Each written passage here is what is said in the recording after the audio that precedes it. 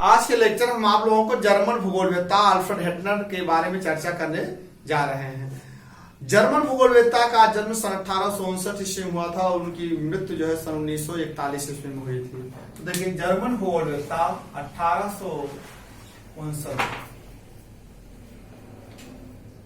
से 1941 ईस्वी तक। जर्मन भूगोलवेत्ता अल्फ्रेड हेटनर जो था 20वीं शताब्दी का जाना माना विधि विधायक मेथडोलॉजिस्ट माना जाता है। मतलब 20वीं शताब्दी का अल्फ्रेड हेटनर जो था यह मेथडोलॉजिस्ट जागरफर था, अर्थात 20वीं शताब्दी का यह विधि विधायक भूगोलवेत्ता के नाम से जाना जाता था। अब विधि विधायक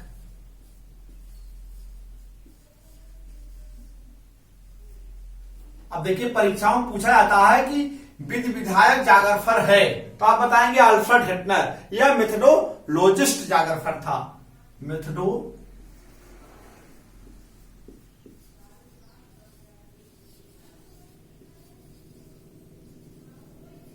मेथडोलॉजिस्ट जागरफर था। अल्फ्रेड हेटनर जो था यह 20वीं शताब्दी का विधि विधायक का अग्रज जागरफर माना जाता है। तो इस तरह से 20वीं शताब्दी में जो अल्फ्रेड हेटनर जो था इसका विशेष अध्ययन जो था क्षेत्रीय पद्धति पर था, अर्थात क्षेत्रीय विज्ञान पर, क्षेत्रीय पद्धति पर अपना विशेष जोर दिया। अब इसकी मुख्य रचनाएं पहले हम चर्चा करेंगे तब आगे बढ़ेंगे। अब अल्फ्रेड हेटनर की मुख्य रचनाएं जो हैं आप देख लीजिए। रचनाएं, अल्फ्रेड हेटनर की रचनाएं।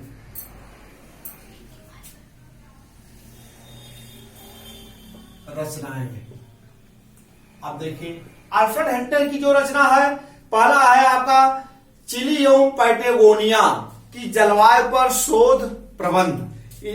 अल्फ्रेड हेटनर का जो शोध प्रबंध था वह जो है चिली एवं पैटागोनिया की जलवायु पर शोध प्रबंध। पहला है आपका चिली एवं पैटागोनिया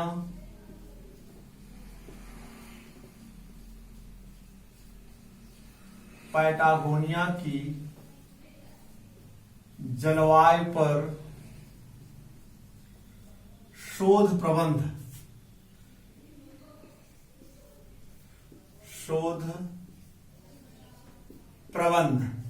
अब आप देखेंगे यह इनकी इसी पर अल्फ्रेड हेटनर का शोध प्रबंध हुआ था, इसी पर इन्हें उनको डॉक्टरेट की उपाधि मिली थी।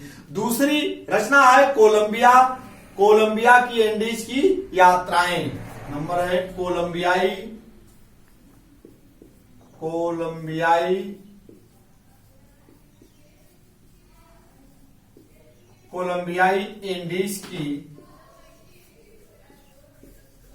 इंडीज की यात्राएं।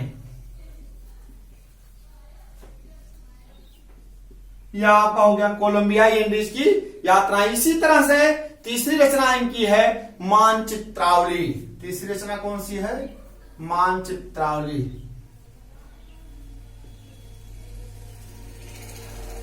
यह इनकी तीसरी रचना हो गई मानचित्रावली। चौथी पुस्तक इनकी कौन सी है? अब जान लीजिए चौथी पुस्तक जो है इनका एक पत्रिका है, एक पत्र है, ज्योग्राफिक जेस्टिक्रिप्ट। ये जर्मन भाषा में पत्रिका प्रकाशित हुई है। ज्योग्राफिक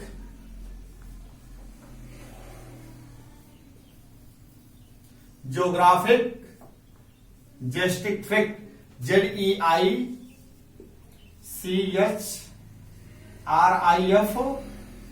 जेस्टिक्ट। ये जर्मन भाषा में ये पत्रिका है। ये पत्रिका इनकी प्रकाशित हुई थी जर्मन भाषा में।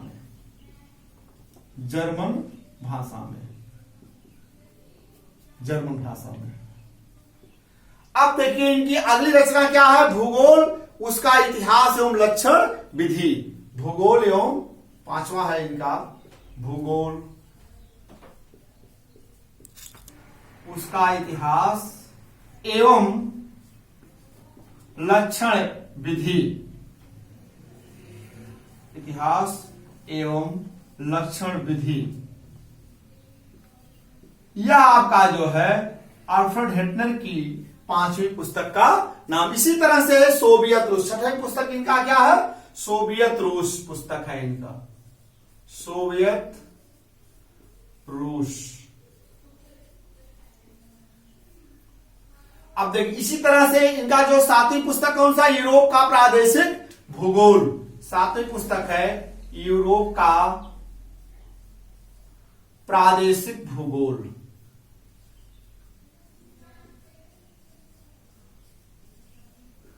यूरोप का प्रादेशिक भूगोल, यह इनकी 7वीं पुस्तक हो गई।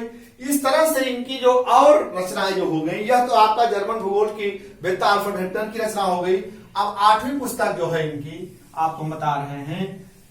अब देखिए 6वां का हो गया, 7वां हो गया यूरोप का प्रादेशिक भूगोल। 8वां जो है आपका, 8वीं पुस्तक जो है वह इंग्लैंड का विश्व प्रभुत्व एवं युद्ध, इंग्लैंड का प्रभुत्व विश्व या इंग्लैंड का, यह कह सकते हैं कि इंग्लैंड का विश्व प्रभुत्व एवं युद्ध, 8वीं पुस्तक है इंग्लैंड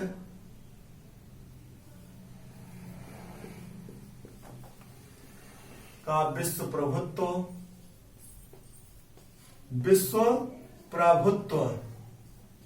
एवं युद्ध, एवं युद्ध हो गया। या आप देख लीजिए इसी तरह से विश्व का भूगोल, 9वीं पुस्तक कौन सा है, विश्व का भूगोल, विश्व का भूगोल। अब देखिए 10वीं पुस्तक इनका है महाद्वीपों का धरातली स्वरूप, महाद्वीपों का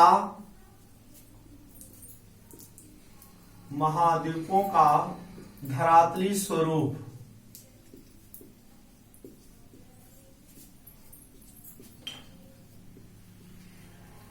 महाद्वीपों का धरातली स्वरूप।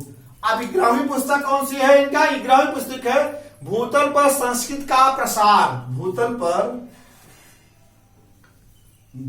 पर संस्कृत का प्रसार, संस्कृत का प्रसार, या उनका हो गया पुस्तक।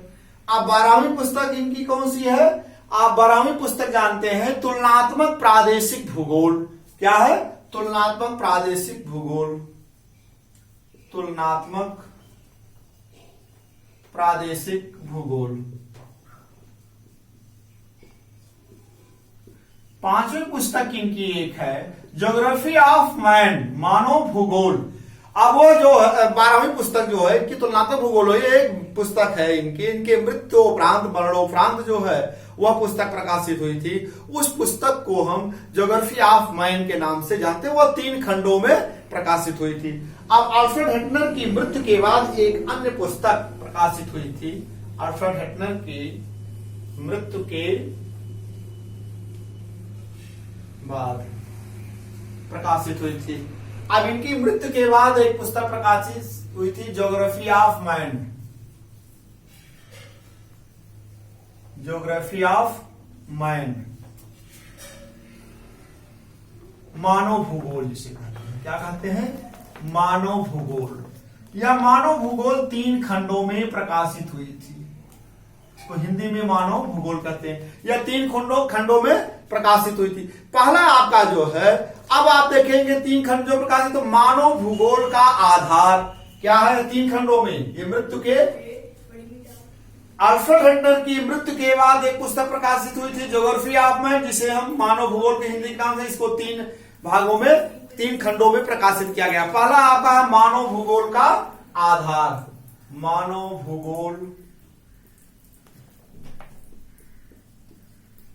भूगोल का आधार।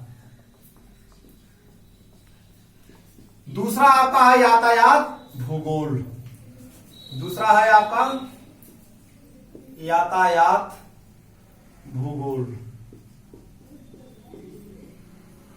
अब देखिए मानव भूगोल का आधार होगा, यातायात का भूगोल हो गया। तीसरा क्या आपका आर्थिक भूगोल है।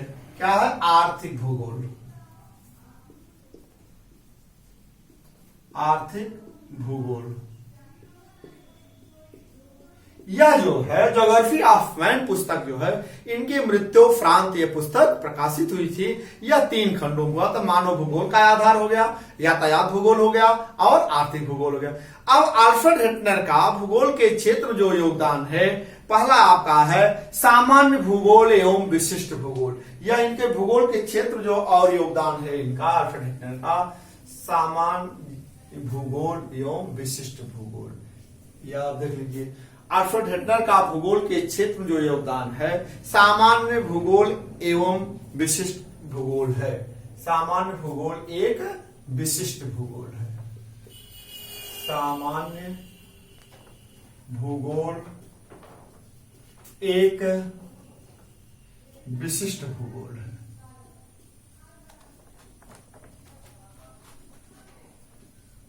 एक विशिष्ट भूगोल है।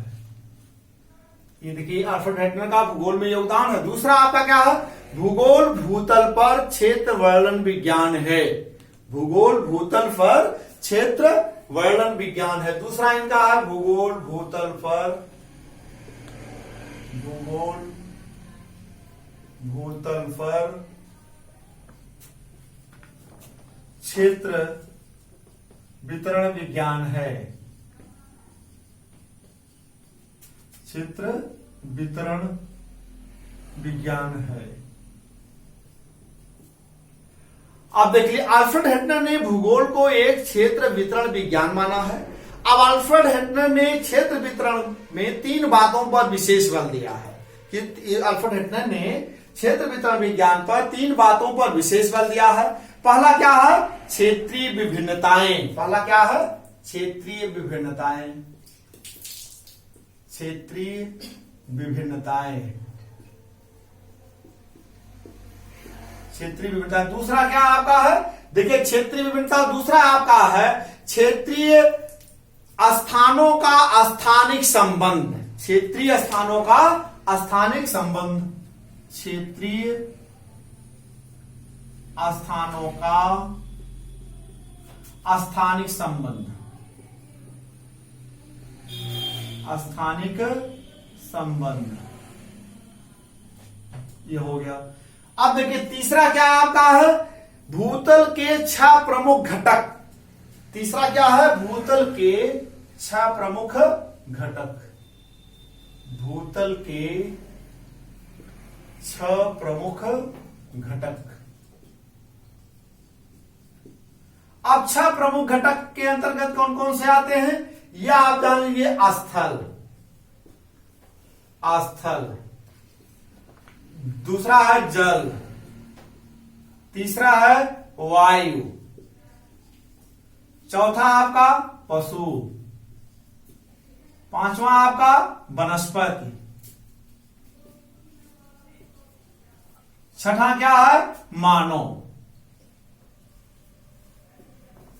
ये परीक्षाओं में पूछा जाता है कि भूतल के अल्फ्रेड हेटनर के भूतल के 6 प्रमुख घटक कौन कौन से हैं, तो इसलिए आप याद रखिएगा। अब अगला इनका भूगोल में क्या योगदान है? भूगोल क्रमबद्ध विज्ञानों की जननी है। भूगोल क्रमबद्ध विज्ञानों की जननी है। आप देख लीजिए, दूसरा होगा। तीसरा इनका भूगोल, भूगोल क्रमबद्ध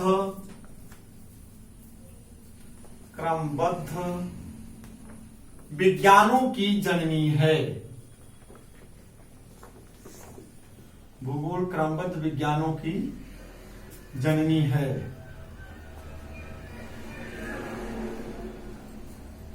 यह जान लीजिए, भूगोल क्रमबद्ध विज्ञानों की जननी है।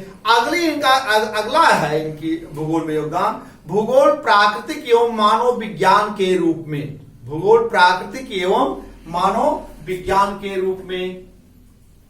भूगोल प्राकृतिक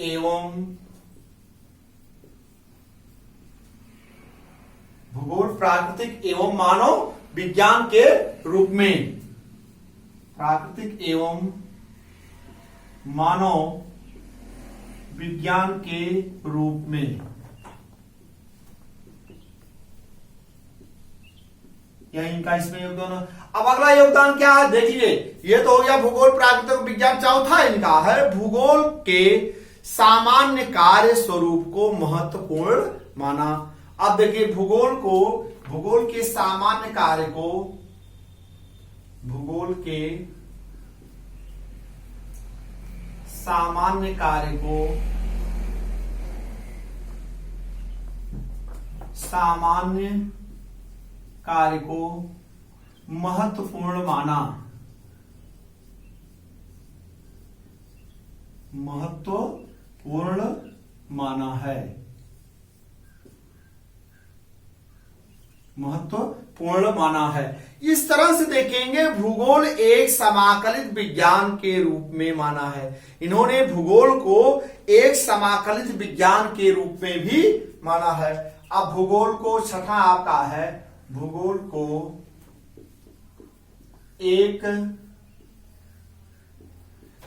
एक समाकलित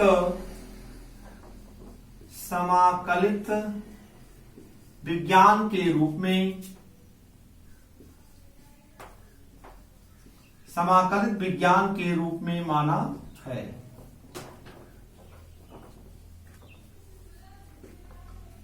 अब आप जानिए, इस प्रकार जो है भूगोल को कोहेरेंट होल विषय बनाया, अर्थात भूगोल को संबद्ध पूर्ण विषय मान लिया। इन्होंने भूगोल को संबद्ध पूर्ण विषय मान लिया है, अर्थात यह आप जान लीजिए, हम 7वां लिख दे रहे हैं यहां ऊपर आपको। इस प्रकार इन्होंने भूगोल को संबद्ध पूर्ण, इस प्रकार इन्होंने भूगोल को संबद्ध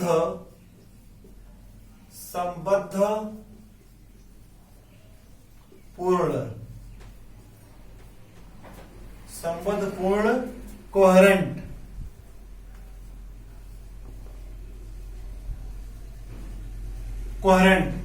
भूगोल को एक कोहेरेंट होल विषय माना, कोहेरेंट होल संबद्ध पूर्ण विषय माना है।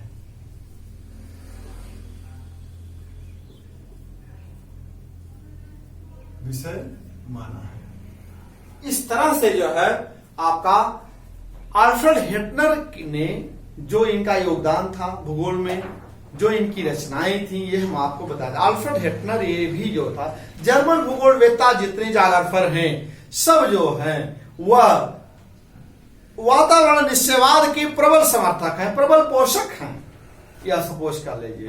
तो जर्मन भूगोलवेत्ता एक अच्छे जागरफर माने जाते हैं। ये विश्व के पहले विधि विधायक मेथोडोलॉजिस्ट जागरफर माने जाते हैं। और इनकी जो रचनाएं हैं वह हम आपको बता दिए। इनका भौगोलिक योगदान क्या है ये भी आपको बता दिए। एक चीज याद रखिएगा कि भूगोल में कभी भी थॉट विषय में, भौगोलिक विचारधाराओं में सबकी कोई भी शब्द आप अपने मन से जोड़ नहीं सकते हैं। आप जो उसको अच्छे ढंग से उनके रचनाओं के, उनके कथनों को, उनके विचारों को याद करेंगे, कंठस्थ करेंगे, तभी आपको अच्छा उसमें जानकारी अच्छी हो सकती है उस विषय से संबंधित, तभी आपको अच्छा अंक भी मिल सकता है परीक्षाओं में। ठीक है, अगले दिन अगला लेक्चर हम बताएंगे। धन्यवाद।